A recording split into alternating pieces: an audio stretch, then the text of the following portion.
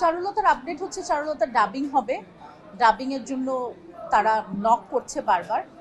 তো যখন রিলিজ হবে তখন তো আমরা জানতে পারবো। আর যেটা হয় দেখেন, সিনেমা আমার 5টা সিনেমা রেডি আছে, কিন্তু আমি জানি না আসলে, এটা প্রডিউসাররা বলতে পারবে। পায়েল সিনেমার সেন্সর সার্টিফিকেট হয়ে গেছে, আজকে প্রডিউসার ফোন করে বললো যে সেন্সর পেয়ে গেছে। তো এখন তারা কবে রিলিজ দিবে সেটা তারা বলতে পারে। বাট আমি আজকে আপনাদের সাথে একটা জিনিস শেয়ার করতে পারি, আর 7 দিনের মধ্যেই আপনারা একটা সুন্দর নিউজ পাবেন, যেটা আমাদের বাংলাদেশের জন্য অনেক গর্বের হবে। এরকম কিছু একটা নিউজ পাবেন, এতটুকু আমি বলতে পারি। তখন আপনারা বলবেন যে আচ্ছা আপু আজকে বলেছিল।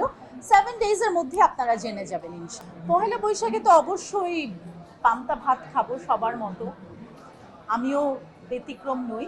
আর পহেলা বৈশাখে আসলে ছোটবেলা থেকে যেটা আমি করে বড় হয়েছি সেটা হলো বটমূলে আমাদের পারফরমেন্স থাকতো। বুলবুল ললিতকলা একাডেমিতে আমি নাচ শিখেছি ছোটবেলা থেকে। তো সকালবেলা আমাদের নাচের অনুষ্ঠান থাকতো। তো এখন তো আর সেই সকালের নাচের অনুষ্ঠান থাকে না, সেটা তো মিস করি, কারণ এখন আমি যেহেতু অভিনয় করি। আর এখন ওই তো সেটা তো আসলে স্টুডেন্টরা করে, ডান্সাররা করে।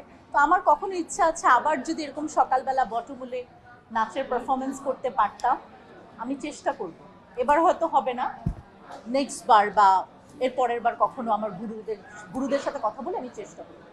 আমার কাছে ভালো লাগে কোন নামটা? আমার কাছে তো, আমরা তো ছোটবেলা থেকে মঙ্গল শোভাযাত্রা নামেই, মানে আমরা তো এটাই শুনে বড় হয়েছি।